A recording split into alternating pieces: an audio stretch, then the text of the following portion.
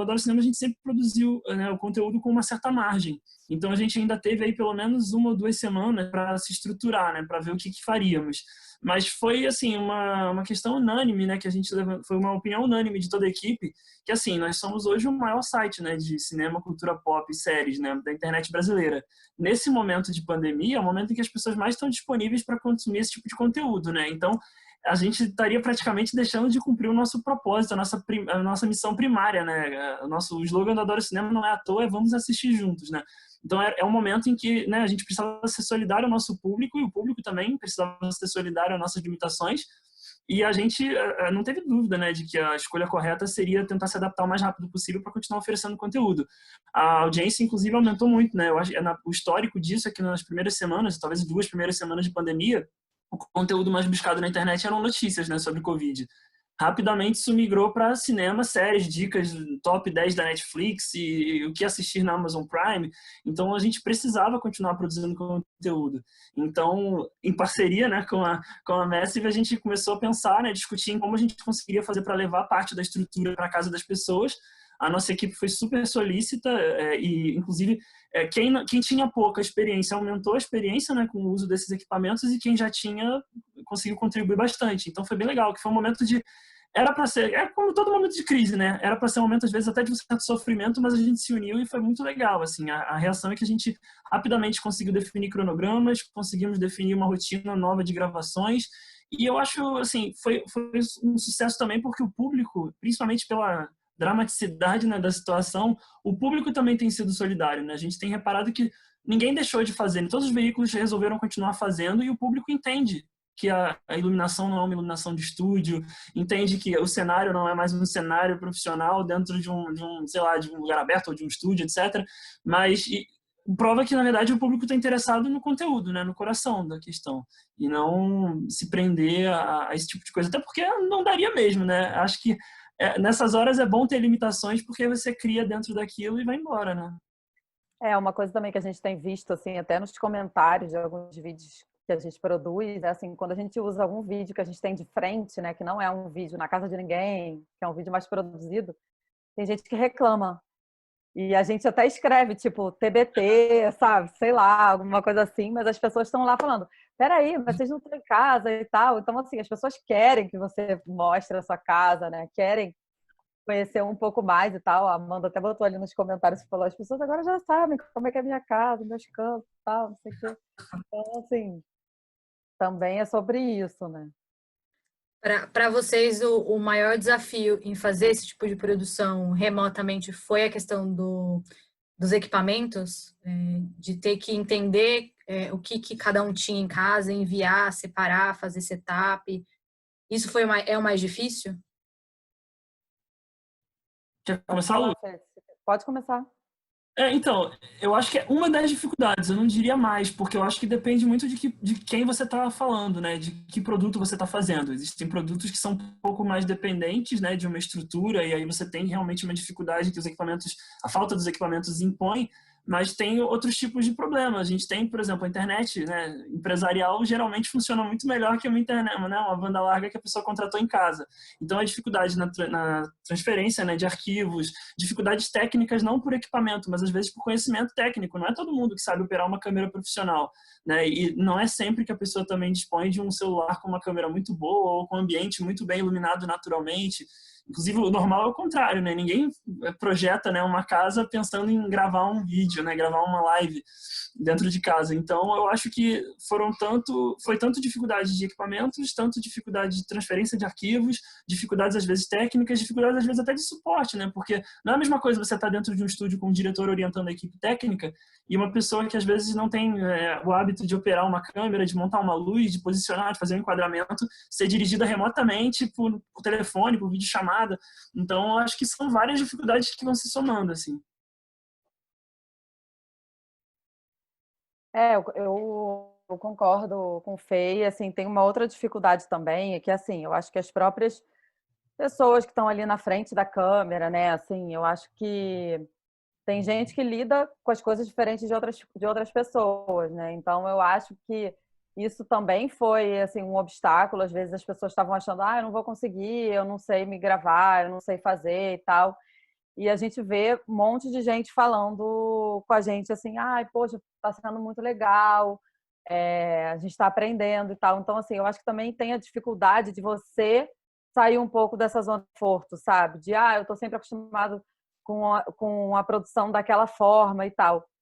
E eu acho que tem muita coisa que a gente faz hoje que talvez a gente não deixe mais de fazer, né? E eu acho que pode ser que aconteça de fato uma mudança em determinados formatos que podem ser que a gente permaneça gravando dessa forma durante bastante tempo, até porque a gente não sabe exatamente quando que a gente vai ter uma volta e de que forma vai ser essa volta, né? Todas as regras que a gente vai ter que seguir e tudo. Então eu acho que, enfim, tem muita gente falando sobre isso, né? Que a gente não vai voltar para o normal, né? E até se questionando o que era o normal, sabe? Eu acho que a gente também tem que fazer uma reflexão nesse sentido. Mas é isso, assim, eu acho que as dificuldades assim são essas, né? Até da gente mesmo falar, eu consigo roteirizar dessa forma, eu consigo produzir dessa forma. A gente teve uma dificuldade até de entender o papel das pessoas também, e as próprias pessoas da equipe estavam com uma dificuldade de entender o papel delas. E a gente viu que cada um se encaixou também, né, no seu papel, criou-se formas de realizar o seu papel, né? Por exemplo, eu lembro que tinha muita gente que falava assim, mas como que o diretor vai fazer o trabalho dele, né? Assim, remotamente e tal. Ele ajuda, sabe? Ele ajuda as pessoas. Por exemplo, você vê até a gente tem feito muita coisa com abertura de câmera, mas tem coisas também que a gente não está abrindo câmera. O diretor tem feito muita diferença, tanto na abertura de câmera quanto nessa gravação desse off, sabe? De dar essa conduzida, de falar, olha, faz assim, faz assado, uma direção de cena mesmo, sabe? Na pessoa. E tinham pessoas no início achando que isso não ia acontecer, que não ia ser tão necessário assim e tudo.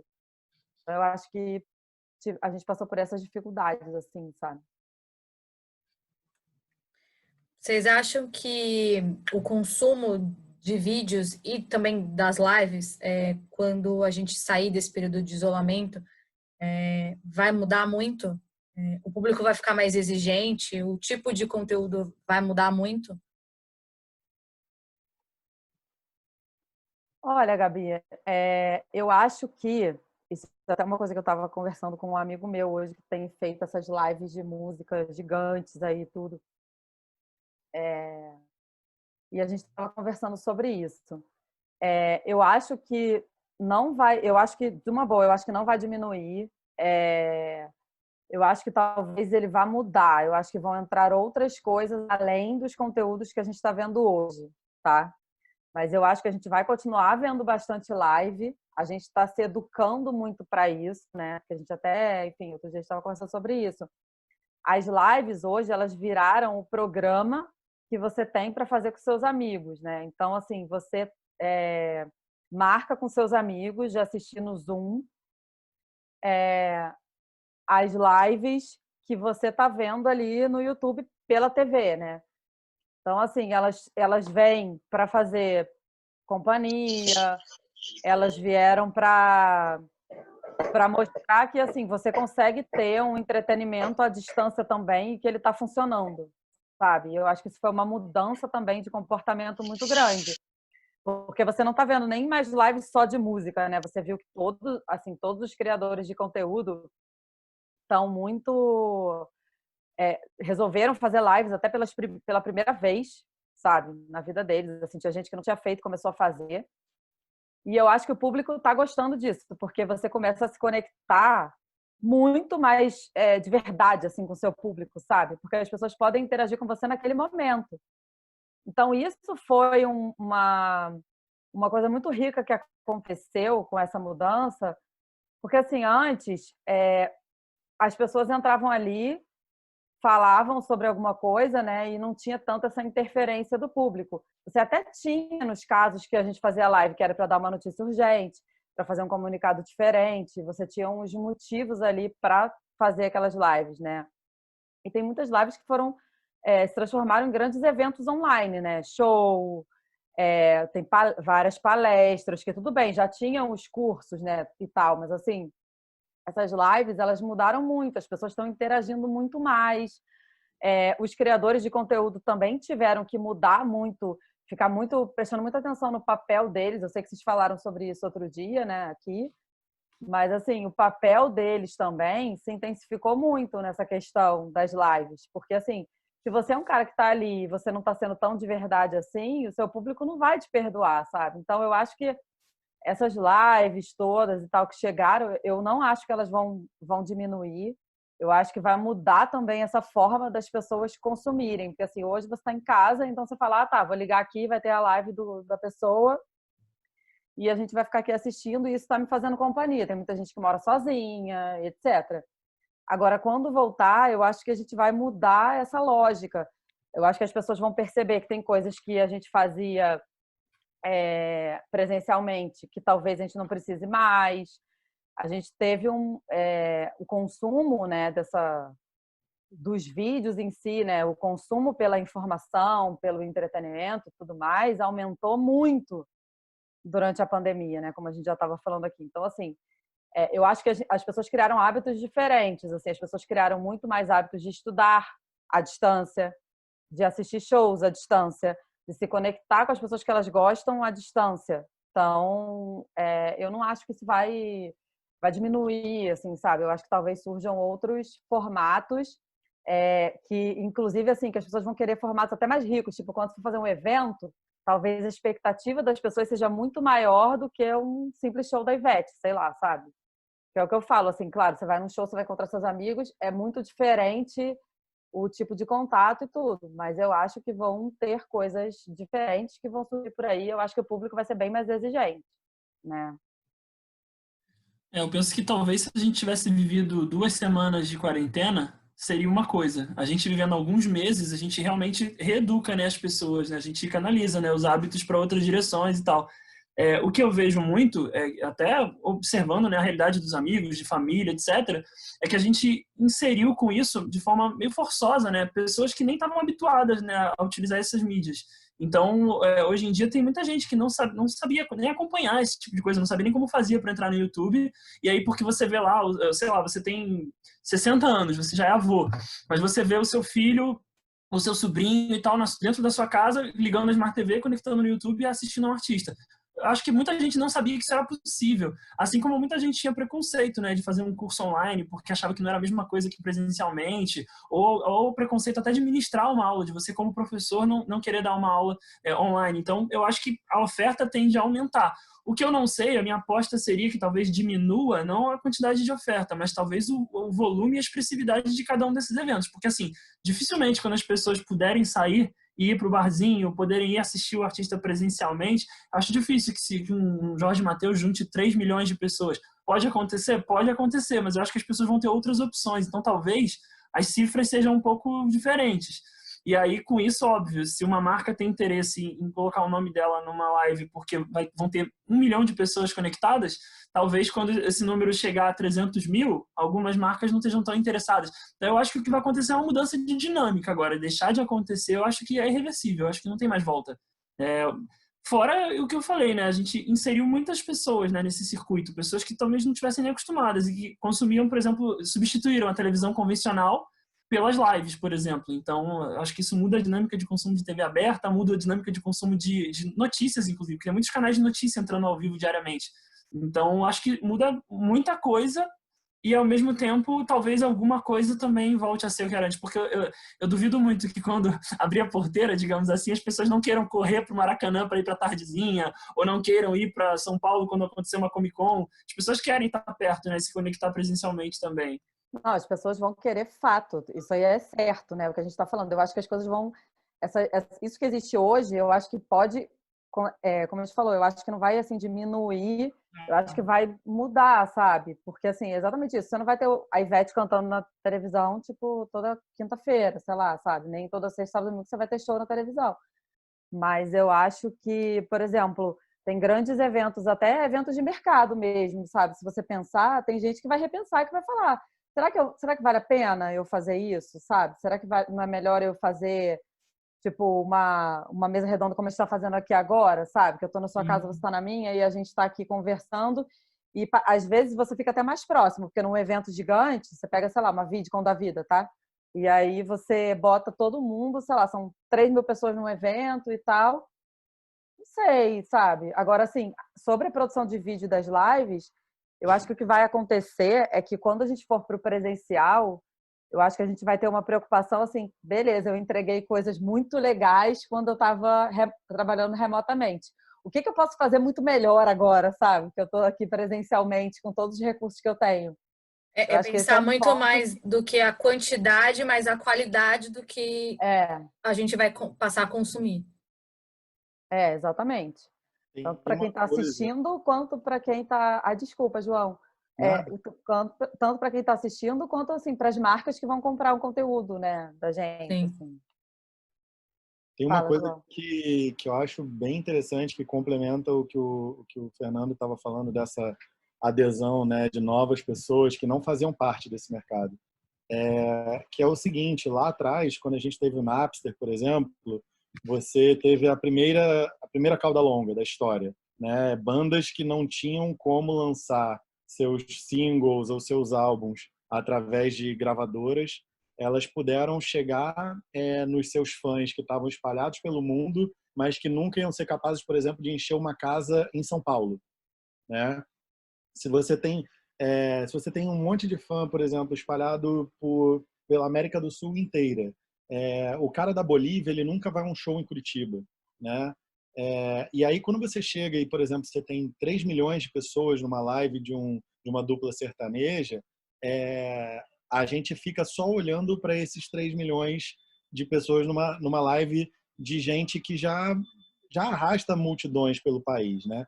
O que para mim é interessante, tipo, é pensar que pessoas que não seriam capazes de encher uma casa de 150 pessoas, elas conseguem fazer uma live para 2.000 pessoas, né?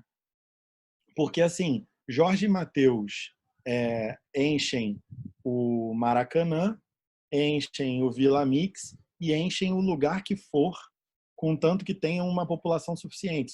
Se Jorge e Mateus fosse uma dupla de sertanejo chinês, provavelmente eles fariam shows para 1 milhão de pessoas, né? Da Aham. proporção da população interessada, né? Tipo, aquele raciocínio de como é que o futebol poderia ser popular na China. Tanto faz, basta qualquer cidade querer jogar futebol, porque você tem suficiente gente para ter 10 milhões de pessoas brincando de alguma coisa na China, né? Ao passo que no Brasil você precisa de muito mais gente, enfim.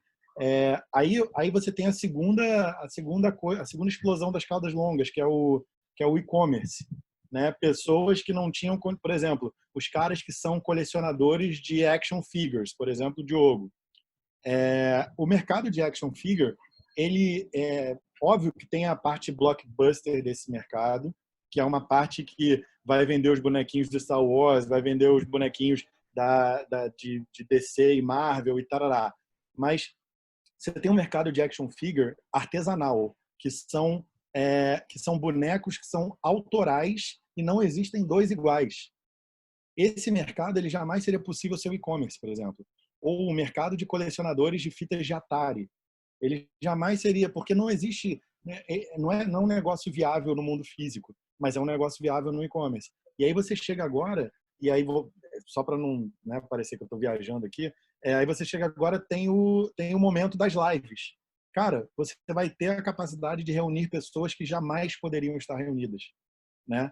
E a lógica do show, ela vai continuar fazendo sentido para o Jorge Mateus, para Madonna, para Lady Gaga e tal. Mas vai ter gente que vai poder chegar nos seus fãs de um jeito que nunca foi possível chegar. Por quê? Porque, mas a live não estava disponível antes? Estava, mas o comportamento não estava disponível antes, né? Enfim, era esse ponto que eu Outra, queria você tá complementar. vendo. Não, quando eu tava falando do negócio da interação, é assim, pô, você vê hoje, cara, Marília Mendonça respondendo a mensagem da mulher que tá lá no comentário do negócio do YouTube. Gente, isso é muito incrível, cara. As pessoas choram de emoção, sabe assim? Tipo, você fica vendo e as pessoas falam, cara, que maneiro, ela tá falando comigo e tal.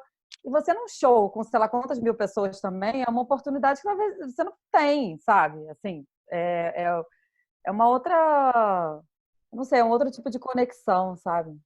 E uma Também. parada, só te complementando o raciocínio, uma coisa que eu acho que pode acontecer no depois é a experiência ao vivo ela passar por um processo de valorização absurdo. Porque você vai ter assim, tá bom, beleza, a gente consegue curtir junto de casa, mas, cara, hoje vai ser pessoalmente, sabe? Sim. E talvez esse mercado que está tão precarizado, né, das casas de show e dos lugares para você fazer as coisas acontecerem, talvez isso, ao contrário do que todo mundo imagina, tá todo mundo pensando assim, o pessoal vai parar de fazer show. Não, pelo contrário, porque agora você vai poder ficar animando a tua base ao ponto, por exemplo, do queremos. O momento é o momento queremos, né? O que o Queremos fez 10, 15 anos atrás é o momento agora, que é tipo, cara, você quer uma live, você se junta, vai pedir no Twitter e no Instagram do teu queridinho lá, e se tiver uma galera de qualquer lugar do mundo querendo esse show vai acontecer na casa do artista, né? E aí, Em porra, qualquer imagina... lugar, né? Qualquer hora. Exato. Enfim, eu acho, cara, é sem limites, assim. É, É um esse, outro produto, na esse, verdade. esse ponto que o João falou agora, o Fabiano também mandou aqui, que ele acha que agora a gente vai ter 2 tipos de ingressos. Vamos supor que o Zeca Pagodinho vai fazer um show fora do Rio. Vai ter o ingresso para quem quer ir ao show presencial e também vai ter para quem quiser assistir pelo YouTube. Desse jeito, a gente consegue atingir muito mais pessoas. Eu estava pensando numa coisa aqui que eu acho interessante também, essa reeducação não passa só pela pessoa aprender a consumir, mas ela também se sentir empoderada para ela tentar produzir o próprio conteúdo, né? A gente está vendo a explosão do TikTok agora, e óbvio que eu acho que o TikTok, na verdade, até ajuda até mais a inserir as pessoas, porque enquanto você tinha o YouTube, quando ele começou, as pessoas não tinham muita pretensão, né? E rapidamente o mercado se transformou em uma coisa muito complexa, né? Com produções de alto valor, né? De produção e tal. O TikTok não, né? A premissa dele já é ser uma coisa intimista, uma coisa simples, uma coisa montada no próprio celular, não precisa de luz, ele já tem os efeitos, não precisa de After Effects, você faz todo o grafismo dele, já tem presets prontos. Então eu acho que as pessoas estão querendo também ser parte disso, né? E fazer os próprios conteúdos. Eu acho até um estímulo para quem está assistindo a gente aqui que quer produzir conteúdo. Eu acho que essa história da gente produzir, mas agora eu não vou fazer o programa no estúdio ou na redação, com aquele cenário bonito, com aquela luz caprichada, e o público ter respondido, ter continuado a consumir, ao contrário, em muitos casos até aumentou, né, a audiência, eu acho que é uma prova de que, como o João estava falando, as pessoas querem a experiência com o artista. Não necessariamente precisa ser o show épico na praia de Copacabana, com queima de fogos depois e tudo mais. Às vezes o público só quer interagir, ter experiência, se sentir notado, né, pelo artista e ter experiências únicas, diferentes, né? Então eu acho que a palavra é mudança, né? Eu não diria piorar, melhorar, aumentar, diminuir, né? Porque é muito cedo para dizer, é mudança radical, né? O que vocês estavam falando, o que o João falou e o que o Fernando falou também é sobre mudança de comportamento, né? E o João usou o exemplo, tipo, já existia antes esse comportamento de ter shows, alguns cantores fazerem lives e etc. Sim, semana passada a gente teve aqui um influenciador que era um nativo digital. Ele é um cantor e que ele nasceu do YouTube. Ele já tinha esse comportamento de produzir seu conteúdo, de fazer lives cantando suas músicas para a sua base. Só que foi o que vocês falaram, o comportamento mudou. Esse é um conteúdo agora que se reempacotou e faz sentido, entendeu?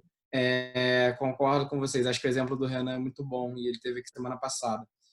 A dúvida que eu tenho a gente vê muito conteúdo de entretenimento hoje no digital se reinventando, os grandes cantores chegando ali no YouTube principalmente, mas vocês acham que o movimento de ao vivo ele sempre existiu, tá? E a TV que não deixa mentir, né? A gente sempre teve o valor do que era ao vivo.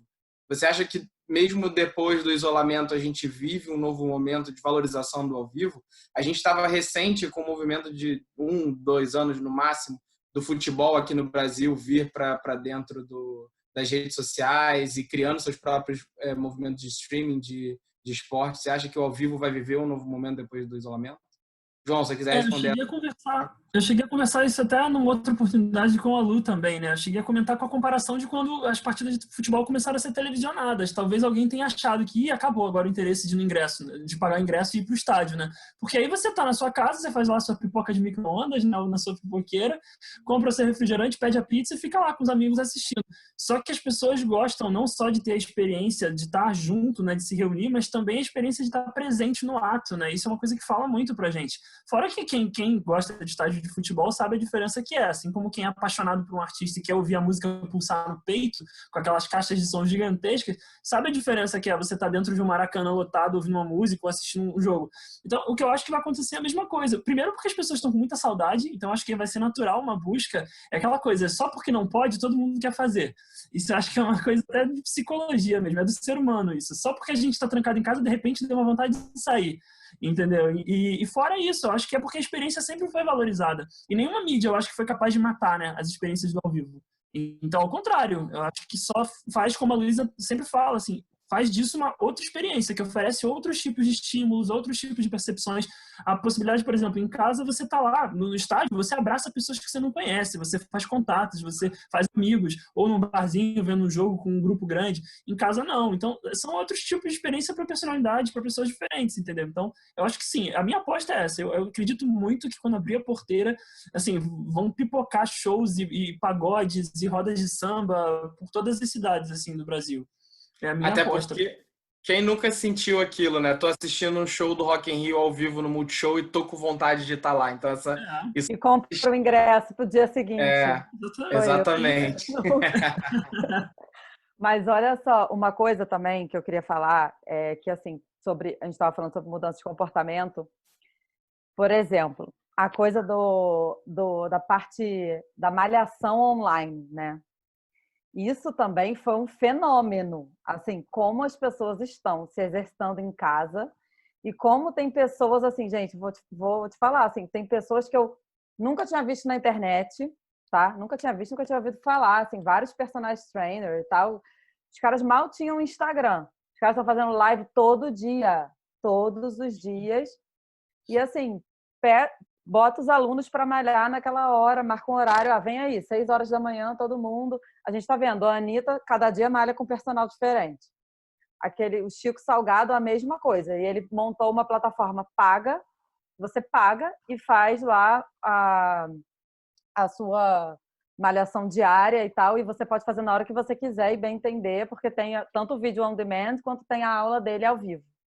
Então, assim, eu acho que isso também mudou um pouco, sabe? Porque tinha gente que, tô com preguiça de ir pra academia e tudo mais, ou não, né, não se adequa muito. Eu acho que as pessoas também meio que, os profissionais da área, eles criaram formas de disponibilizar esse tempo que você não tinha antes. Claro que assim, por exemplo, eu adoro correr e tal, tô quase morrendo aqui querendo sair correndo, igual o Forrest Gump aqui no Rio de Janeiro. Maravilhoso. Mas eu tô fazendo exercício diariamente dentro de casa. Eu achei que eu fosse querer matar alguém, que eu ia odiar. E assim, as pessoas, você vai se adaptando às coisas, sabe? A gente também tá vendo que a gente é muito adaptável. Mas eu acho que existe um novo mercado aí. Tem gente que não liga para correr, que só quer fazer abdominal. Tem aula só de abdominal. Tem não sei o quê. Tem aula só disso, ou só daquilo e tal. Então, assim, isso também foi uma baita de uma mudança que rolou, né? Nesse momento. É mais uma manifestação de cauda longa, né? Porque assim, você não pode ter uma academia só de abdominal, né? Você não pode ter uma academia só de bicicleta. Você tem que ter ali um mix de coisas para você conseguir atrair um público presencial. Quando você não precisa que o público seja presencial, você pode fazer o produto da galera que só quer malhar a parte de baixo do abdômen. Sacou? E você sabe, tipo, e tá tudo bem, porque o produto não depende da presença, entendeu? Ele vai alcançar o propósito dele de outra forma, né? Que nem um e-book, que o custo, o limite do custo do e-book é 0, porque vai ter uma hora que ele foi tantas vezes vendido e produzido uma vez só, né? Que o limite do custo é 0. Exatamente. Agora, eu só queria voltar no ponto do Diogo. Esse negócio da valorização do ao vivo, assim.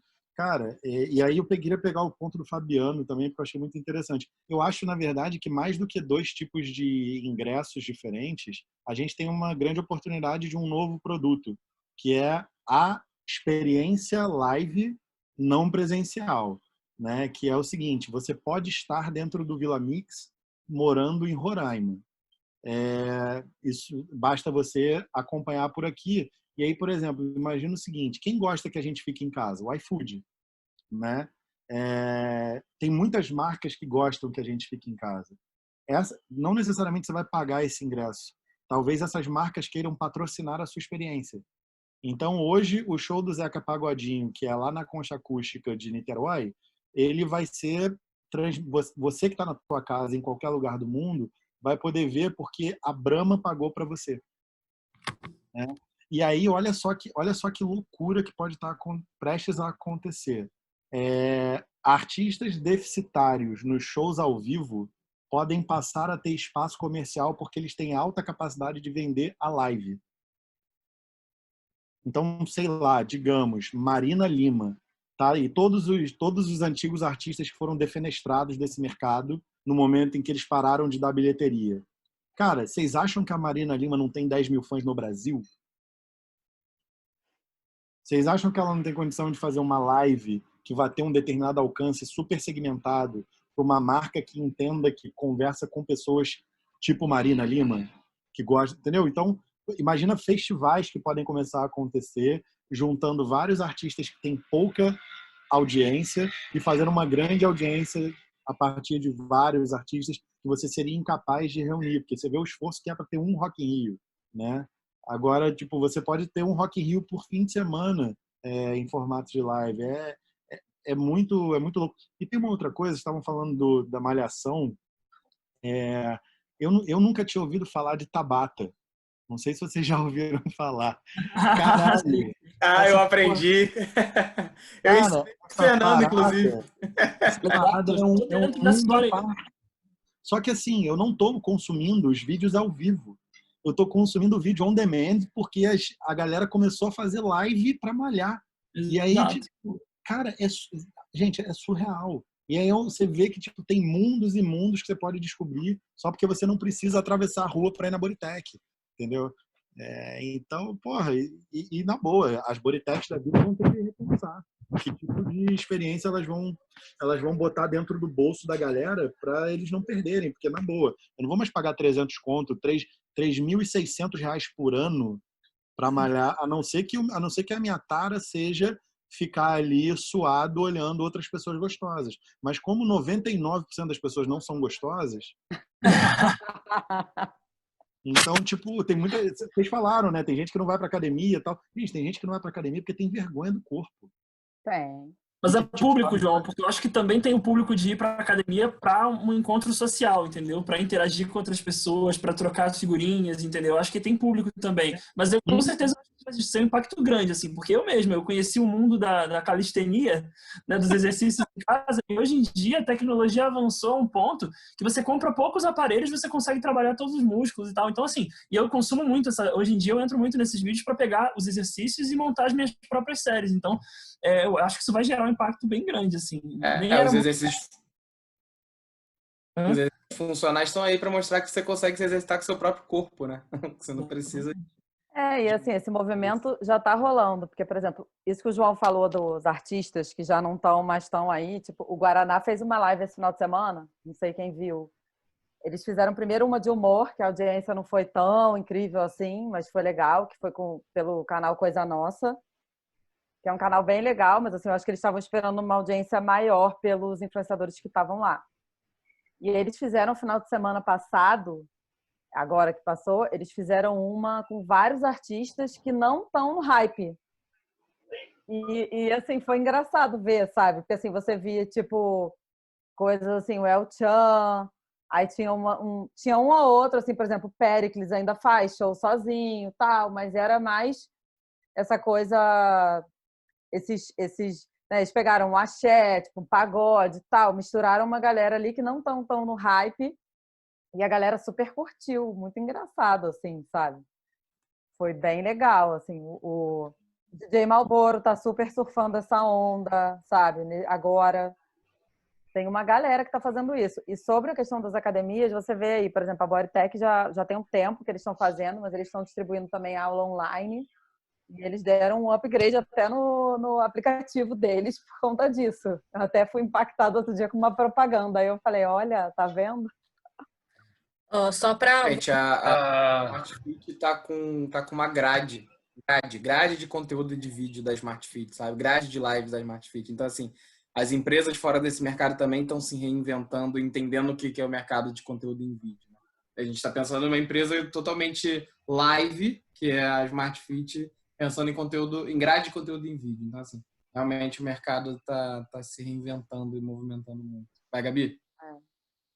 Não, acho que o Paulinho queria falar alguma coisa também. Não, eu só queria acrescentar aí, como vocês estão falando sobre a coisa do exercício, prática, acho que cada um tem uma experiência diferente, né?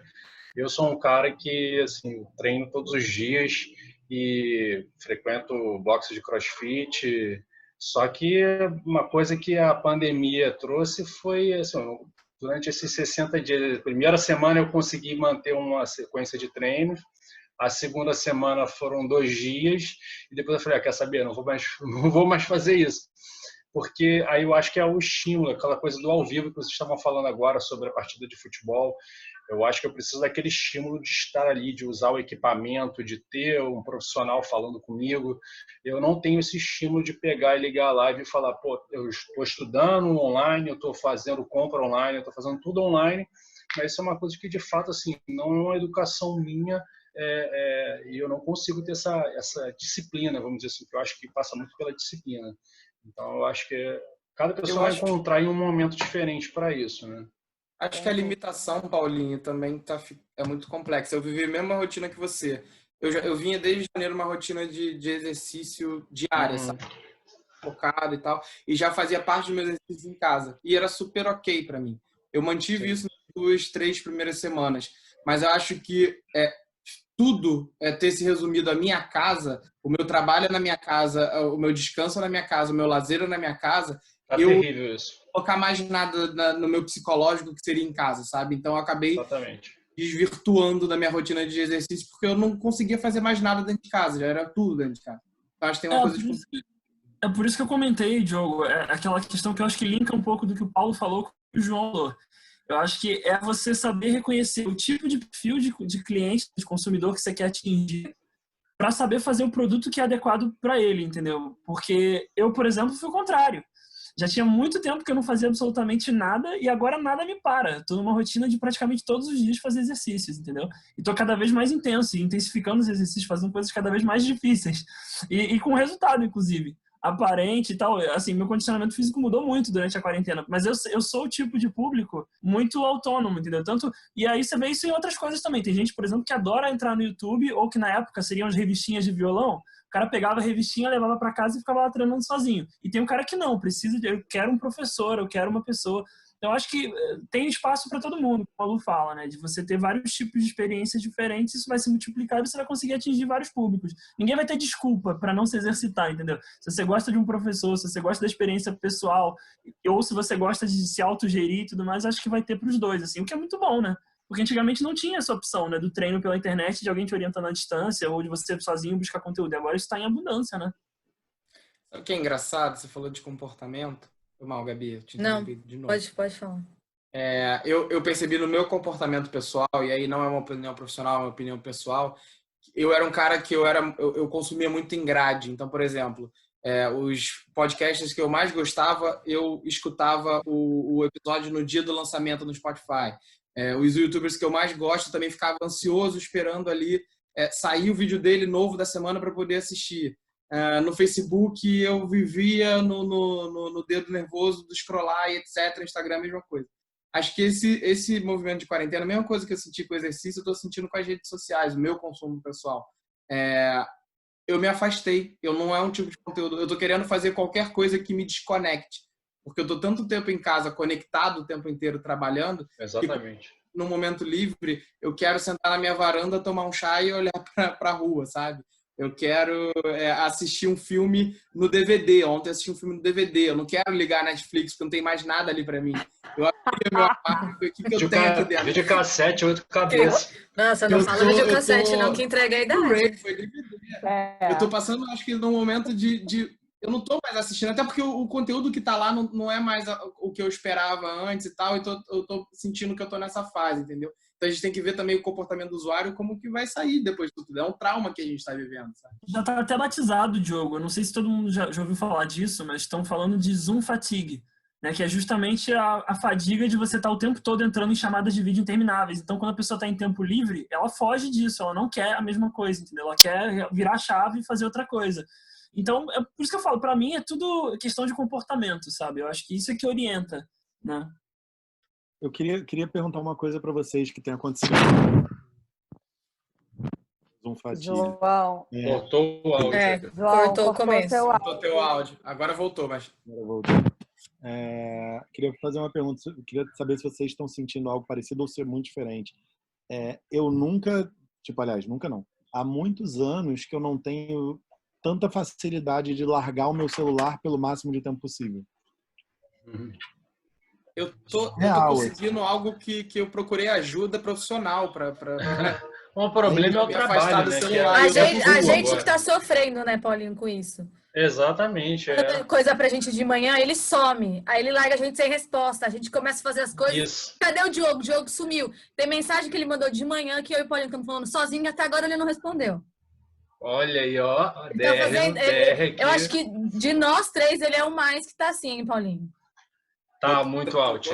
Tá terrível. Fernando sabe. Fernando me manda uma mensagem, às vezes eu demoro 2, 3 dias para responder e continua o assunto como a gente parou. Não. Aí nossa, que horror. Acaba essa amizade. 2, 3 dias é para acabar a amizade. Acaba essa amizade. Isso se reflete em tudo, gente. Isso se reflete em tudo.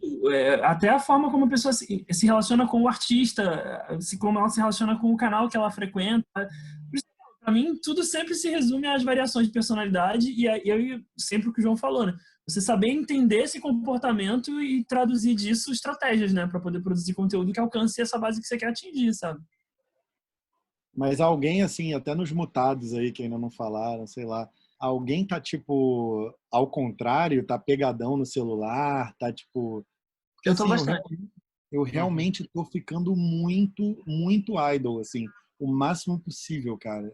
Mas isso não é uma coisa... Eu não sei se vocês estão pensando, agora eu vou dar uma afastada. Não, eu tenho reparado que eu tenho demorado muito mais para responder no WhatsApp, eu tenho demorado muito mais para ver e-mail do trabalho, foi uma coisa meio sem intenção.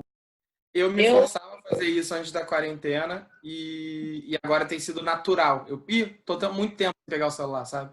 Não tenho me forçado a fazer, a coisa tá acontecendo. Vai, Lu, você ia falar. Não, eu ia falar que o que aconteceu comigo foi uma coisa muito doida, que era o seguinte, a gente estava trabalhando na Webidia e a gente estava todo mundo soterrado assim, de trabalho, né, e tal, antes de sair para a quarentena. A gente continua com muito trabalho, nada diminuiu, as coisas não caíram, não aconteceu nada disso.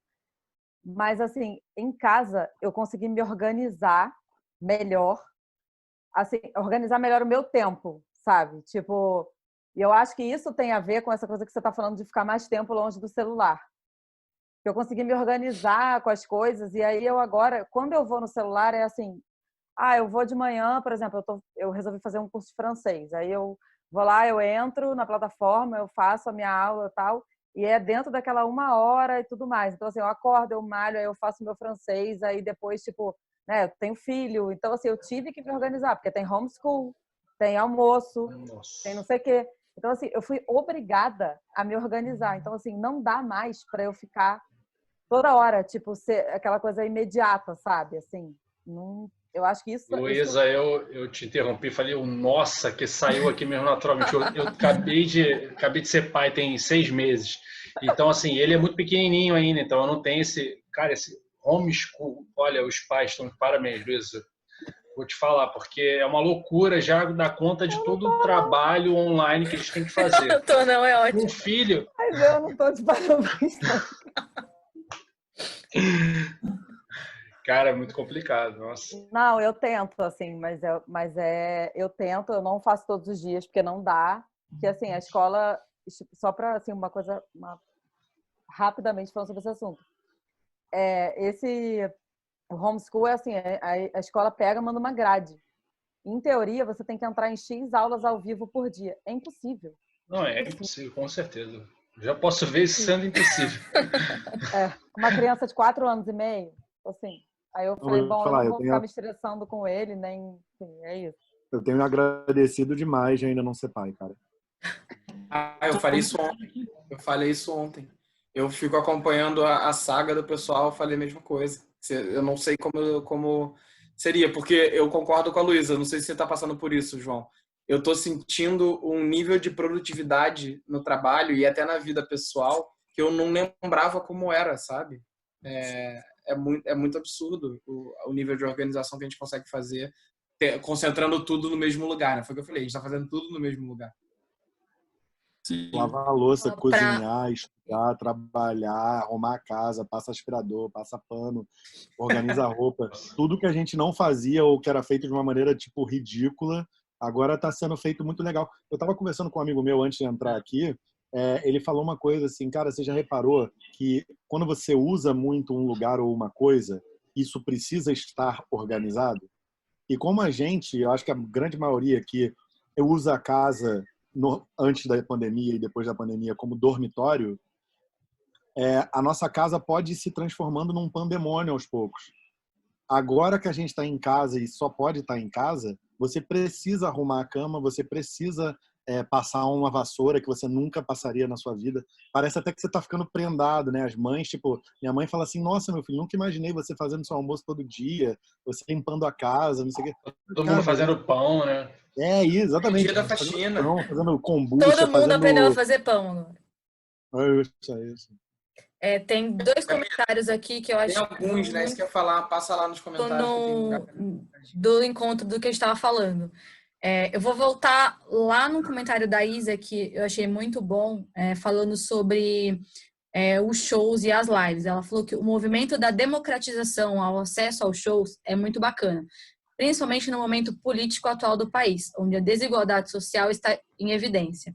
Pessoas tendo acesso a coisas que em outro cenário isso não seria possível devido ao alto valor dos ingressos. E aí o Fabiano também falou sobre a questão compartilhando com a opinião do Paulo, de que as academias vão continuar com força total por causa dos aparelhos. Em casa só dá para fazer os exercícios aeróbicos.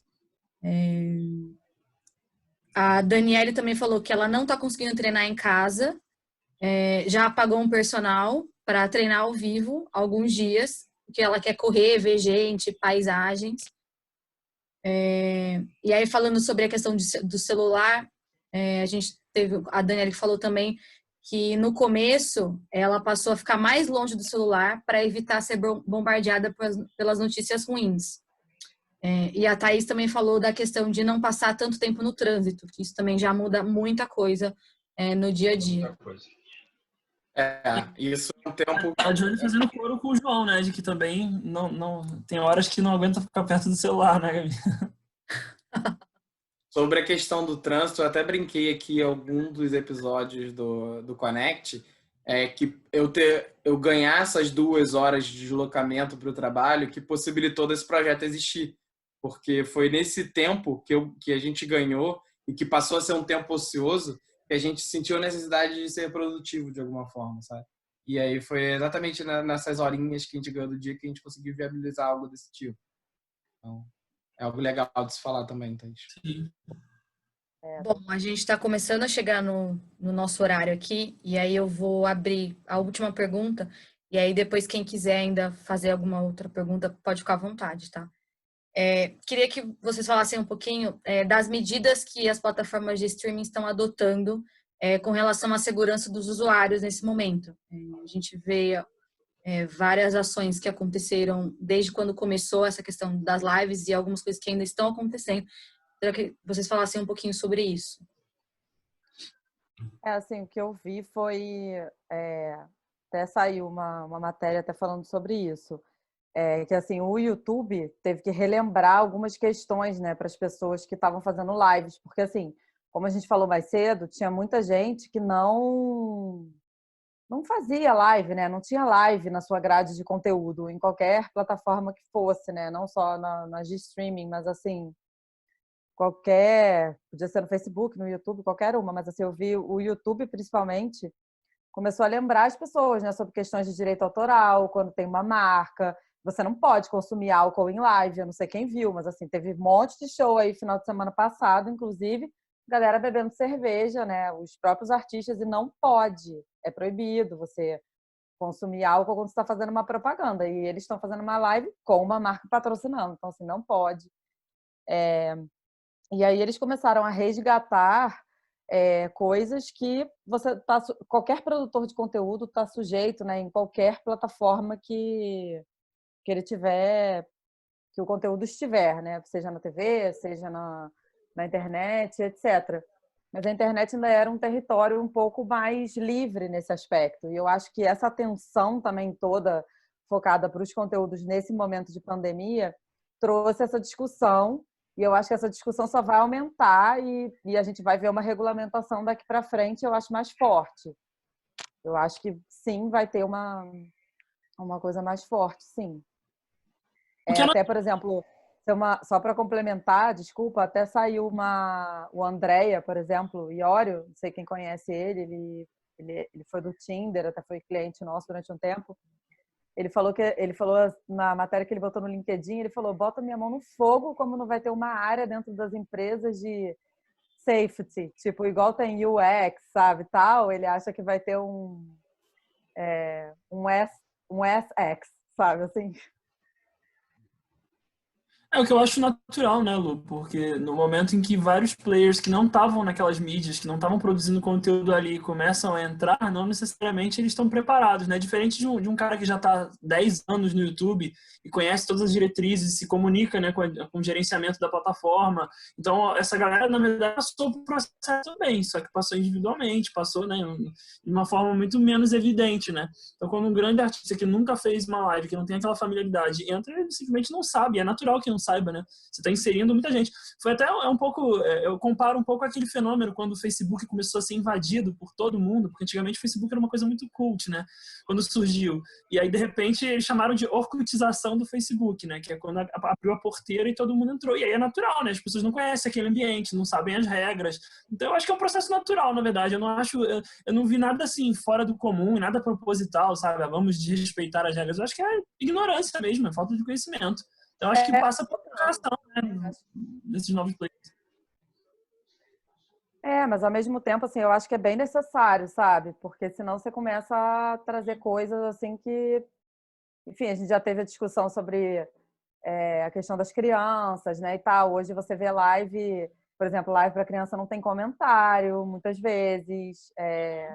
O Lucas Neto, por exemplo, fez live durante esse período, não tinha comentário nenhum. E a live dele era ele num quarto com 3 pessoas. Assim, eu nem vi ninguém falando nada sobre depois, mas assim, eu achei que alguém ia fazer algum comentário, sabe? Mas não rolou.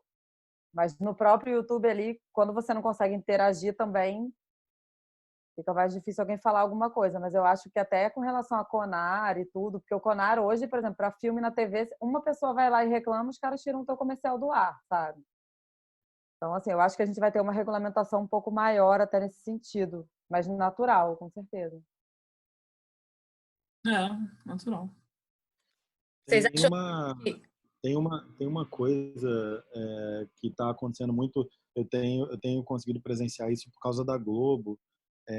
Por exemplo, a Globo ela tem que seguir uma série de regras, né, para fazer merchandising, para fazer exposição de marca. Uma coisa básica, por exemplo, você nunca pode botar uma música comercial junto com a exposição de uma marca ou de um produto sem você remunerar toda a cadeia, que vai a gravadora, a editora, compositor, intérprete, os herdeiros do compositor, se for de repente uma música de alguém morto, etc. E assim, nas lives isso está acontecendo de uma forma completamente à la caceta, sabe? Então acho que o ponto da Luísa, ele é um ponto bem importante e com a galera do mestrado eu estava discutindo isso. Tem muita marca botando dinheiro nas lives agora porque o Conar não está regulando, né? O Conar não está derrubando live. Não existe ainda um canal entre Conar e as estruturas de broadcasting lá, tipo o YouTube, para fazer o que eles fazem com a TV, que é mandar tirar o comercial do ar na hora, e a TV tem que tirar o comercial do ar na hora, né? Então eu acho que ainda está uma terra de Marlboro muito forte e que as marcas estão se aproveitando para pisar fora da linha, entendeu? Mas eu não sei realmente... se você viu... termina, desculpa. Achei que Não, aí eu realmente acho que muito do valor que as marcas estão vendo nessa oportunidade da quarentena está no fato de não estar regulado. E na hora que for regulado, não vai ter esse mesmo valor. Porque uma coisa é você andar conforme a música manda lá do regulatório para exibir, por exemplo, um comercial para 30 milhões de pessoas na novela das 9. Outra coisa é você, numa live de 500 mil pessoas, ter que seguir uma porrada de regra que aí deixa de valer a pena, né? Mas assim, por exemplo, o YouTube, eu acho que é a plataforma que está mais à frente nesse sentido. O que eles fizeram? tinha muito criador que não tinha acesso ao Content ID, por exemplo, que é a ferramenta, eu não sei se todo mundo conhece, mas assim, é uma ferramenta de direito autoral e que funciona muito bem. Por exemplo, no caso da Parafernália, já tiveram outras pessoas que usaram o conteúdo nosso, a gente vai lá e pega o dinheiro que aquele cara está levando, entendeu? Aí você tem 3 formas de denunciar, tem uma série de coisas. Eu não sei se foi isso que aconteceu, por exemplo, com o negócio da Ivete no Multishow, que no YouTube derrubou, né? No YouTube saiu do ar durante um tempo, e até a Patrícia, que é a head do YouTube no Brasil, ela estava falando sobre isso, que eles começaram a abrir mais essa questão do Content ID, justamente por conta dessas coisas de direito autoral, inclusive com música, principalmente com música. Porque aí o músico, que assim, vamos supor aqui, Marília Mendonça vai cantar uma música do Lulu Santos. Se isso não está negociado, se não é uma regravação que ela já fez e que ela pode cantar e tudo mais, ele pode ir lá e botar o Content ID, tirar e derrubar a live, ou tirar aquela monetização que ela está ganhando, etc. e tal. Inclusive porque, assim, quando você vai fazer show ao vivo, assim, num lugar, você paga o ECAD, né? E hoje a gente está vivendo num mundo que a gente não tem isso, porque a gente está na internet e você está cantando para um monte de gente que está ali virtualmente. Então, assim, e aí, como você lida com isso, sabe? Ninguém tem uma resposta para isso, não existe uma regulamentação. Então, eu acho que passa por isso também.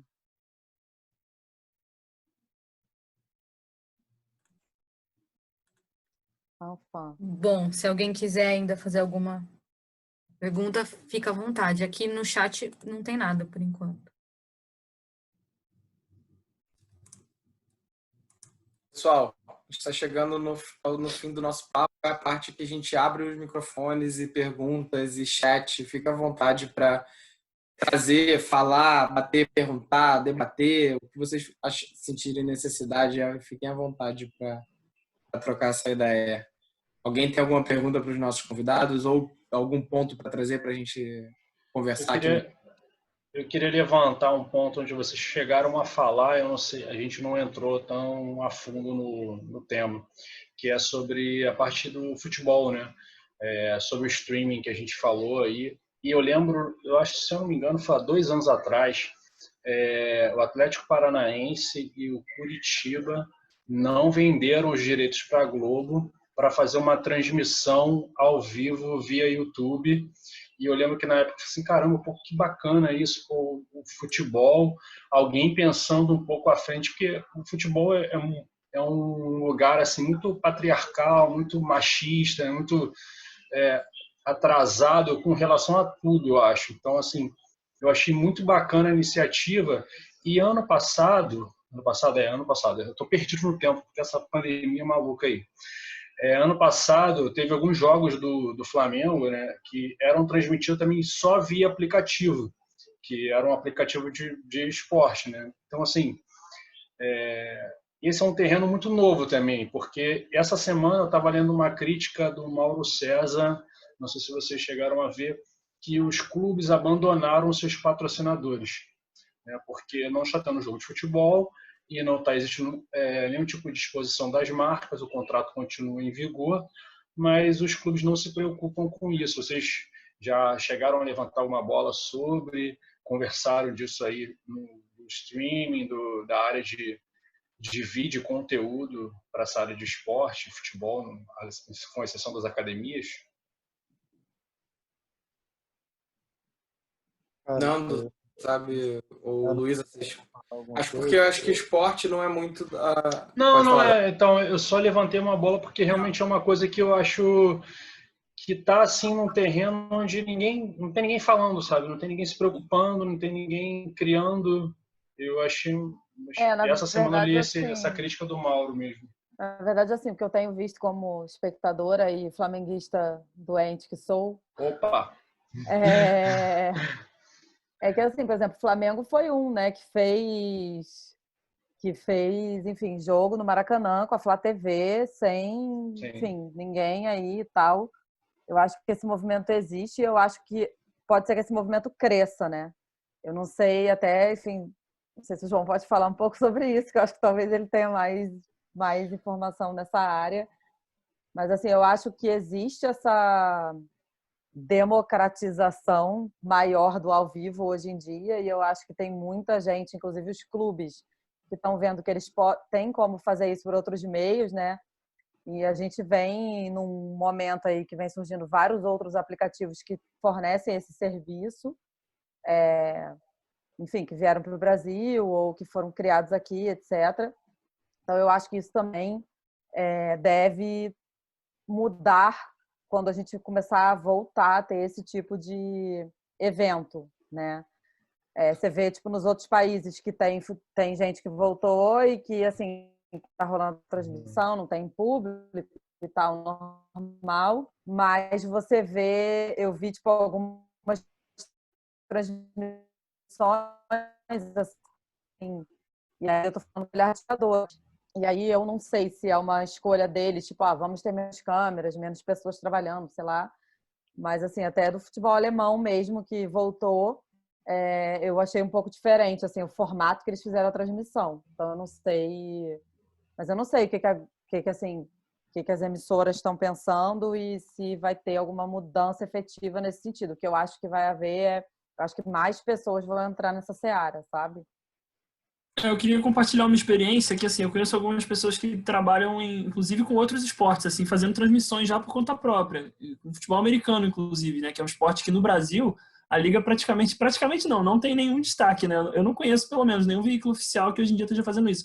Os clubes se unem e custeiam por conta própria, né? Equipamentos e equipes e tal para poder operar e transmitir. E aí é aquilo que o João falou, né? Você talvez naquela cidade você não tem, né, um público tão grande. Agora, num país inteiro, talvez você tenha, né, um grupo de pessoas interessadas em assistir um streaming e tal. E o que eu tenho visto é que o público está aumentando bastante. O número de seguidores desses esportes e dos canais oficiais de cada clube está aumentando muito rápido. E o que eu acho que está acontecendo é porque, assim, eu não vou falar, obviamente, de quem conhece a realidade de dentro de uma área de esporte, de uma emissora, porque não é o meu caso. Mas o que eu vejo até como espectador também é que muito das pessoas, por exemplo, consumirem da forma tradicional que há hoje, né, que ou você espera passar no canal aberto ou você paga um pay-per-view, é que as pessoas realmente estão comprando uma transmissão de altíssima qualidade com, sei lá, 40, 50 câmeras, não sei quantas câmeras estão espalhadas para dentro do estádio, com tira-teima, com 3 comentaristas e tudo mais. Mas talvez a pessoa que pagar R$ 70 ou R$ 90 por jogo para assistir o Flamengo entrar em campo, talvez pagaria muito menos, talvez pagaria 20, 30 para assistir uma transmissão onde eu tenho 5, 6 câmeras, que eu não preciso do tira-teima e tudo mais. Talvez eu tenha um público que vai querer a transmissão premium de altíssima qualidade. O que acontece hoje, pelo menos sempre aconteceu no Brasil, é que a gente simplesmente não tem mercado, a gente só tem um meio de você consumir. Então, eu não sei se isso vai se pluralizar ou se, né, a tendência é de um lado, eu não sei, porque eu já não estou mais lá, mas eu não sei se a TV de um lado vai tentar puxar para continuar mantendo a exclusividade ou se os clubes vão querer abrir esse precedente para ver pluralidade e você ter formas diferentes de consumir o mesmo conteúdo. Agora, hoje em dia é muito possível, já existe tecnologia, né, para você conseguir fazer uma transmissão de muita qualidade com pouco recurso, com pouco investimento. Então, não só, obviamente, os clubes grandes já teriam condições de investir, mesmo que fosse uma estrutura pesada, mas até clubes que não tenham, talvez, ou esportes que não tenham, já têm condição hoje de fazer uma transmissão com a qualidade relativa e oferecer uma experiência para o público. Então, assim, estranho para mim seria se não mudasse essa dinâmica. E se os clubes não tivessem tentando renegociar e repensar isso, entendeu? Porque teria alguma coisa muito errada. A gente viu que o futebol brasileiro estava passando por um momento de renegociação, birras e etc. antes da quarentena, né? Alguns clubes se negando a renovar concessão de imagem, etc, etc, etc. O Botafogo acho que passou o Campeonato Carioca não sendo transmitido pela Globo por uma questão de negociação. Não foi isso? Não? Estou falando... Mas, enfim, o Flamengo também estava tentando negociar com a Globo, enfim, e etc. O Flamengo não renovou. Não renovou, né? Acho que a diferença, Fernando, que você usou aí como exemplo o futebol americano, dos esportes americanos para o que a gente tem no futebol, principalmente no Brasil, é que o esporte nos Estados Unidos, geralmente, ele se torna um produto, né? Então, o basquete, ele é a NBA. O futebol americano é a NFL, o MMA é o UFC, e aí por aí vai. As corridas de carros é a NASCAR. E aí as equipes, os clubes, eles se tornam uma empresa só, que é o caso da NBA, da NFL, etc. E aí você tem uma força de concessão de imagem, uma força de estruturação muito maior do que a gente tem aqui no Brasil. Aqui no Brasil, os clubes não se conversam, não tornaram o Campeonato Brasileiro um produto unificado e vendável que teria um potencial muito maior. Tem uma, eu até posso comentar isso um pouco, vou voltar no primeiro ponto lá do Paulo, tá? Vai. O processo de abandono dos... Gente, olha só, eu estou subvertendo as regras porque eu não era um convidado da mesa, eu estou falando ao longo da live inteira. Mas é para isso, vamos lá, não tem problema. O objetivo é esse. Mas vamos lá, Paulo. Teve o... Cara, assim, eu li o texto do Mauro César, tá? E aí, assim, minha opinião à parte sobre o Mauro César, o que ele fala ali do abandono infelizmente, é um pouco exagerada a visão dele. Porque você tem, na verdade, um abandono bilateral. Você tem uma série de marcas que se valeram de brechas contratuais para suspender ou rescindir unilateralmente os contratos de patrocínio. E por isso, por exemplo, a gente tem a situação, porque a gente só ouve a manchete, né? E a gente fica, caramba, mas os clubes pequenos, eles são tipo sanguinários, eles estão querendo voltar com o futebol, ou estão querendo terminar a Taça Rio, ou quer continuar o Campeonato Pernambucano. Não, é porque os caras são ameaçados pelos patrocinadores locais de que se eles não terminarem agora, eles vão ficar sem patrocínio. Se eles ficarem sem patrocínio, eles não conseguem pagar os salários da comissão técnica e dos jogadores. E os contratos, os contratos não tiveram pause, né? As competições tiveram. Mas, por exemplo, o contrato do Jorge Jesus com o Flamengo continua sendo até junho de 2020. Então, Cortou teu áudio aí. O áudio. Você tá botando o dedo no microfone do celular de vez em quando. Perdão, gente, desculpa. É que eu não sei onde é que é o microfone aqui. E aí, enfim, então, vocês ouviram falar de Jorge Jesus? Sim, Até o Jorge Jesus, sim. Até o Jorge Jesus. Isso, então, o Jorge Jesus, ele continua tendo contrato com o mesmo data de término, né? A gente não deu um pause na vida e suspendeu todos os contratos do mundo. E na boa, se a gente não voltar a ter futebol até o dia 30 de junho, o Jorge Jesus vai embora. E tá tudo certo, sacou? Aí a gente pega esse exemplo do Flamengo, que é a coisa mais mainstream. Mas se você vai para o Friburguense, o Friburguense tem uma folha salarial que estava prevista até maio, porque em maio começa o Campeonato Brasileiro, o Friburguense não joga o Campeonato Brasileiro, e ele tinha os jogadores deles contratados até o início de maio, que era o final de semana da final do Carioca. Então você tem uma rede ali de retroalimentação muito forte. Então, assim, por exemplo, Azeite Royal. Azeite Royal foi uma marca que entrou super forte no Campeonato Carioca, na verdade nos clubes cariocas no segundo semestre do ano passado. E aí eles começaram a patrocinar a camisa dos 4 grandes do Rio, aí depois saíram do Flamengo, ficaram com Fluminense, Botafogo e Vasco, aí agora no Campeonato Estadual voltaram para o Flamengo. Assim, declararam o fim a paralisação do futebol. No dia seguinte, a Azeite Royal rescindiu com os 4 clubes cariocas, né? Então você tem uma relação aí meio bilateral. Esse era o teu primeiro ponto. Assim, o que está acontecendo sobre isso? Os clubes estão pressionando o detentor dos direitos, que no caso é a Globo. A Globo está tentando entender com os anunciantes, porque a Globo também está sendo pressionada pelos anunciantes. Os patrocinadores estão pressionando os clubes e os jogadores estão pressionando os clubes. Então, são muitos entes pressionando em direções diametralmente opostas das pessoas ao mesmo tempo, né? E aí o que acontece é que, por exemplo, você tem agora o Flamengo fazendo demissões, suspendendo contratos, não renovando com fornecedores e tal, e você também vai ter patrocinadores abandonando o barco aí e querendo voltar só na boa, né? E aí é que é o ponto da gente ver se os clubes vão aceitar. Por exemplo, eu, se fosse qualquer um dos 4 grandes cariocas, nunca mais estamparia a marca do Azeite Royal, porque os caras foram unilaterais, eles não quiseram negociar, né? Vocês não estão mais jogando, foda-se, eu vou parar de exibir minha marca aqui e vou parar de te dar dinheiro. E o problema é o quanto essas marcas também vão se aproveitar depois do desespero, né, João? Tipo, caraca, não apareceu ninguém que dá dinheiro, só apareceu o Azeite Royal, vou ter que ir com você mesmo. E exatamente, com certeza, por exemplo, você vai ter um processo de desvalorização das camisas, né? Porque o espaço na camisa vai ser vida ou morte. O Vasco acabou de passar por isso, né? O presidente do Fluminense deu uma entrevista muito legal sobre isso, que ele fala assim, cara, eu não negocio o valor da camisa, porque no dia que eu negociar o valor da camisa, eu nunca mais volto para o patamar anterior. né? E o Vasco, por exemplo, criou novos espaços para poder vender mais. E aí agora ninguém mais quer pagar um patrocínio master para o Vasco, entendeu? Enfim, então tem essa complexidade. Aí indo para os esportes de uma forma geral, até para que quem não gosta de futebol também se interesse, o exemplo da NBA ele é muito foda, porque a NBA é muito completa como produto, né? É como se a CBF fizesse a transmissão do Campeonato Brasileiro e não a Globo, sabe? Então, por exemplo, você tem um produto chamado NBA League Pass, que inclusive a Globo é sócia do NBA League Pass no Brasil. É, você, você tem a NBA como se fosse a CBF fazendo toda a transmissão, toda a distribuição e ela licencia a retransmissão. Então, tipo, se você entrar no app da NBA, você tem todos os jogos acontecendo ao mesmo tempo. Se você entrar no feed da ESPN, você só tem um jogo acontecendo, né? E aí a NBA ela tem 1000 produtos diferentes. Por exemplo, você pode comprar um pacote que você pode ver todos os jogos de todos os clubes, que é muito parecido com o PFC aqui no Brasil, né? Que você pode ver todos os canais do Premier, mas você pode comprar só os jogos do seu time, você pode comprar 8 jogos por semana, você pode comprar 2 jogos por semana, você pode comprar um jogo avulso, você pode comprar só playoffs, só temporada regular, só no... Então, assim, você tem tantas oportunidades e o futebol brasileiro ainda não entrou, né? O esporte brasileiro, de uma forma geral, ainda não entrou numa lógica dessa, porque também tem muitas questões tributárias, é mais difícil fazer negócio no Brasil, né?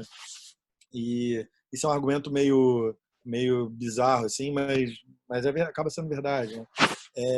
E aí, aí sobre o último ponto que você falou, que o acho que o Fernando falou, e o Paulo também falou, do Atlético Paranaense Curitiba, do Palmeiras ano passado, do Flamengo esse ano, de não estar negociando. O problema é o seguinte, o problema é que a Globo, assim como a Band já fez uma época, o SBT também, essas emissoras elas compram o campeonato inteiro, né? Então não tem muita flexibilidade para o clube transmitir por conta própria, porque o clube teria que botar as 8, 10 câmeras lá, teria que fazer isso, teria que fazer aquilo, e você ainda tem um detentor dos direitos do campeonato que pode simplesmente não te autorizar, né? Também é uma negociação super complexa, porque é o seguinte, o Flamengo diz, te autorizo a transmitir os meus jogos. E a CBF diz, Globo, te vendi os direitos da competição. Só que se a Globo comprar da CBF os direitos da competição e nenhum clube aceitar a remuneração da Globo para os direitos da competição, inviabilizou. Então você tem duas negociações diferentes. Por isso é que a NBA, a NFL e os campeonatos, por exemplo, a Liga Inglesa, a Bundesliga e tal, todas são ligas, né? E aí eles fazem uma negociação da liga. Então, cada time na NBA, tanto que eles chamam, já ouviram falar, franquia, né? João, você Esse... O áudio, o áudio.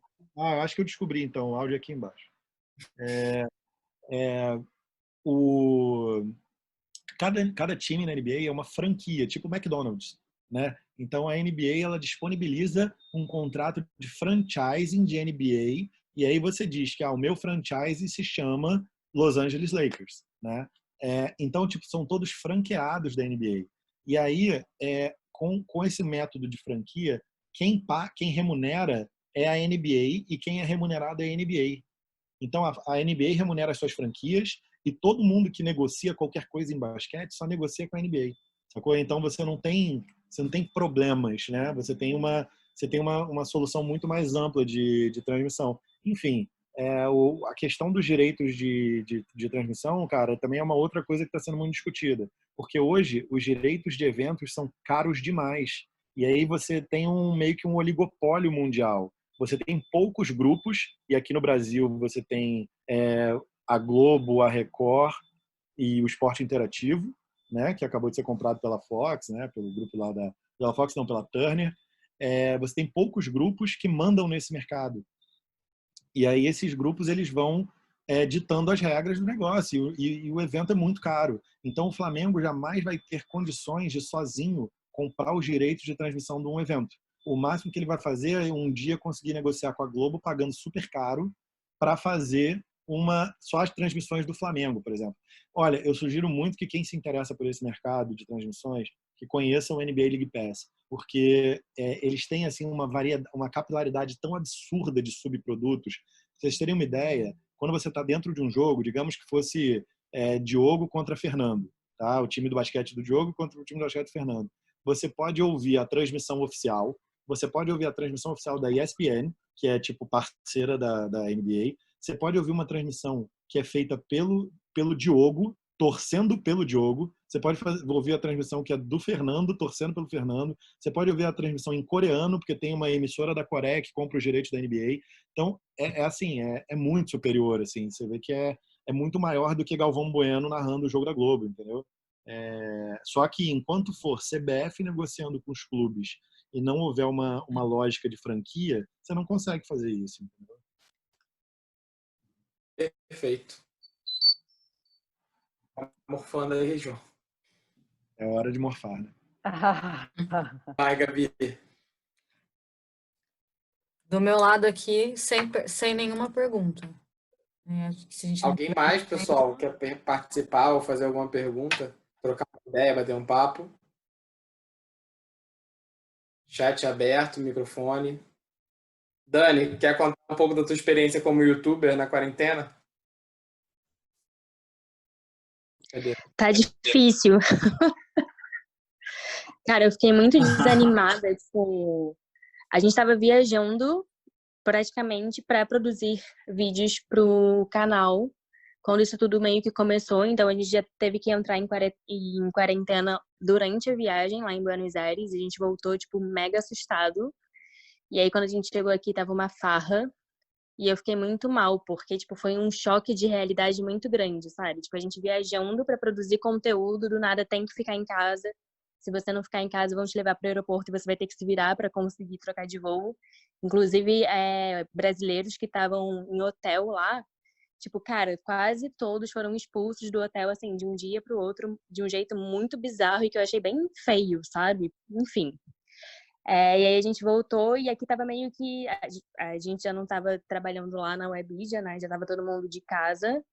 Só que eu vi as pessoas na rua e tava tudo bem, sabe? E aí eu fiquei muito chocada com isso. E aí foi quando eu comecei a ter um pouco de ranço de abrir meu celular e ver que tava todo mundo bem, feliz e sorrindo. E as pessoas começando a morrer. E aí eu entrei numa fase muito de questionar qual era meu posicionamento na internet, sabe?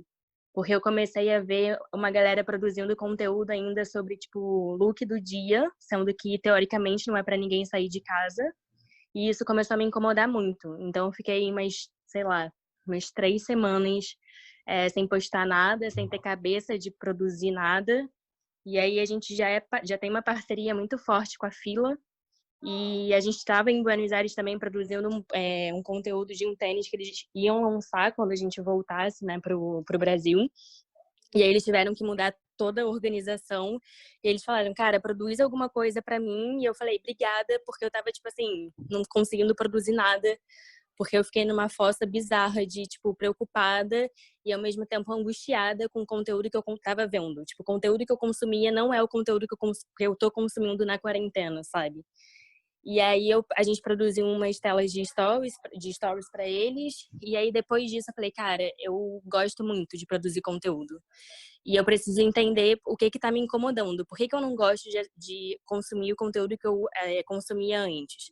É porque eu acho que a gente tem que ajudar as pessoas, né? Porque o problema que eu tô tendo em casa, de repente, é o mesmo problema que alguém que me segue tá tendo em casa, os mesmos questionamentos. E aí, minhas 2 últimas publicações no Instagram foram bem falando sobre isso. Uma questionando se as pessoas também estavam consumindo, estavam numa fase de unfollow bizarro, estava silenciando muita gente também. E aí eu tive uma aceitação bem bizarra desse conteúdo. E aí, uns dias depois, eu postei sobre que a gente não tem que ter... Porque, assim, meu conteúdo é muito relacionado com o esporte, né? Muito relacionado com a corrida. E aí, depois disso, eu fiz uma foto bem artística em casa, porque o guia é fotógrafo, então a gente está, enfim, tentando produzir o máximo possível em casa também. E aí era falando sobre a gente tem muitos problemas, sabe? São problemas muito grandes. Ter medo de engordar não tem que ser um deles. E aí eu comecei a receber uns relatos por direct que eu tô chocada, tipo assim, até de homem mesmo, sabe? Porque a gente acha que mulher sofre É muito essa pressão, mas tem muito homem sofrendo também. Aí eu recebi uns relatos que eu fiquei em choque depois do que eu postei. E aí eu tô digerindo tudo para continuar seguindo esse caminho. Mas eu acho que é isso. Acho que isso tudo que está acontecendo está fazendo com que eu tenha vontade de consumir um outro tipo de conteúdo e que eu também me sinta mais responsável no que eu estou produzindo. Eu queria só falar uma coisa aqui que eu acho super importante, esse ponto que você comentou, que tem a ver com o que eu estava falando lá no início, sobre os criadores de conteúdo nesse momento, né? A responsabilidade que existe, e que assim, não adianta, é muito sobre isso, assim, não adianta mais você, tipo, você vai postar lá a sua foto de corrida feliz e contente, não sei o quê, não tem a menor empatia com o que as pessoas estão vivendo naquele momento, sabe? Uhum. Então, assim, eu acho que existe esse papel, né, de você ajudar o próximo, de você pensar o que aquilo vai impactar na vida dos outros, muito mais do que, por exemplo, naquela época em que bastava você fazer uma make legal e postar, de você vestir uma roupa legal e tal, e as pessoas conhecerem a sua casca, né? Eu acho que as pessoas hoje querem muito conhecer mais profundamente aquilo e se conectar com aquilo. Nossa, eu acho que isso é uma coisa que é muito importante, assim, até quando a gente vai produzir qualquer conteúdo que seja, né?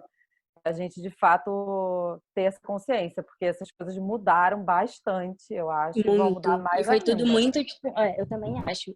E foi tudo muito rápido mesmo. Pois é. Dani, deixa eu pedir para Fernando você, tá coloca falando, o...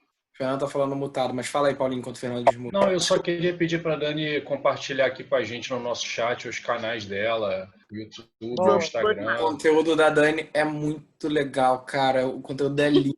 É de corrida, É um casal produzindo Maravilhoso. conteúdo. Eu Um é amo fotógrafo correr, e a então... outra é editora. Então, assim, não, é um absurdo de lindo. Maravilhoso, maravilhoso.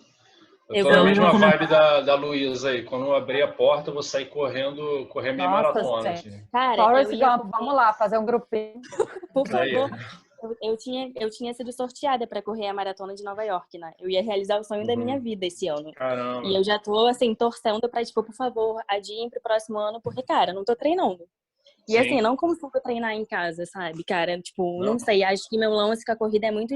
Mesmo a corrida sendo um esporte muito individual, tem um lance de você trocar, sei lá, de você se conectar com você mesmo, mas você tá ali com a cidade, com as coisas acontecendo, vendo pessoas Aquela fazendo coisa a mesma urbana, coisa né? que você. É isso. Eu sinto muito isso também. Eu ia acrescentar com uma coisa que eu até comentei um pouco no início, que ela estava falando sobre isso de respeitar um pouco o momento e o público, né? A gente discutiu muito sobre isso, né? Porque o Adoro Cinema, a gente acabou se tornando muito relevante para esse público que começou a consumir Netflix e Amazon Prime o tempo todo, né?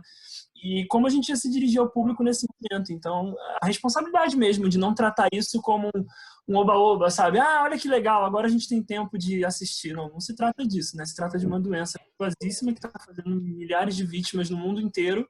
Então, a gente sempre, desde o princípio, a gente teve inclusive uma reunião só para falar disso, de qual seria o tom de voz. A gente mudou o tom de voz enquanto veículo, para a gente respeitar mesmo o momento, né? E para a gente mostrar também solidariedade, né? Para mostrar que toda a equipe também passando por isso e se solidariza com o público, sabe? O resultado foi muito positivo. A gente, inclusive, criou formatos que a gente não tinha. A gente já tinha um planejamento de começar a fazer lives no Instagram há muito tempo, só que não começava, primeiro, pela rotina, né? A gente tinha outras priorizações, e também pela estrutura que a gente queria definir e tal. Como o nível, digamos, de exigência do público baixou um pouco, a gente se sentiu autorizado a fazer algo de uma forma um pouco mais simples, no caso do Instagram. E o resultado foi muito positivo, porque o público comprou a ideia e entendeu isso. Então, eu acho que não só os veículos, mas as marcas também. A marca que quer se colocar de uma forma oportunista nesse momento se dá mal, porque o público percebe. Muito. Aquilo até que o João falou, uma marca que está tentando pular a cerca ali das regras e fazer uma coisa que não é muito bacana, que não é muito ética, o público julga, sabe? E o julgamento é em tempo real, né? Falando de live. Teve o lance da Oscar vendendo máscara de 200 e poucos reais também. Foi bizarro. R$47. Surreal. Era assim, não, mas a cada venda de máscara, e na verdade não é só uma máscara, são duas máscaras, a gente também vai doar uma cesta básica no valor de R$70. Agora sim. Sim. Agora faz sentido. Acho que agora eu vou comprar. Agora eu vi vantagem. Bom, é isso, Legal. pessoal. Obrigado de novo. Legal. Agradecer Obrigado, o galera. Fê e a Lu também por terem aceito Sim. o nosso convite. Obrigada a vocês, gente. Foi muito bom.